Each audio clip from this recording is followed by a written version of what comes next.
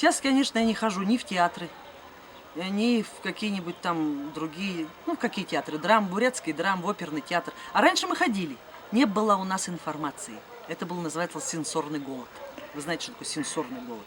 И сенсорный голод был настолько силен, когда мы маленькие были и молодые, и мы ходили на каждый спектакль, на каждую премьеру. В бурдрам, русский драм и оперный, и по кругу. Русский драм, бурятский драм, и, конечно, изумительные артисты бурятской драмы. Я не так ходила в русский драм, как в бурятский, конечно. Я так люблю смотреть. Ну, правда, на бурятском языке, да? Но и раньше очень часто ходили. Замечательно играют. Оперный театр, конечно, замечательный.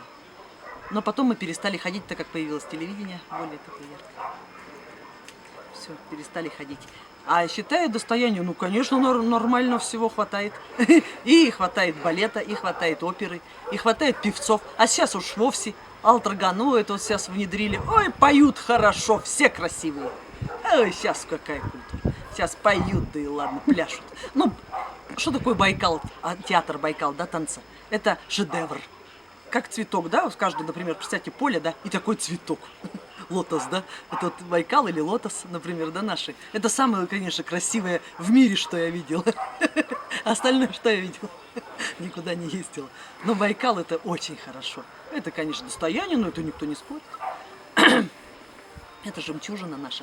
Остальные, наверное, тоже хорошие есть, просто не буду судить, я же не видела.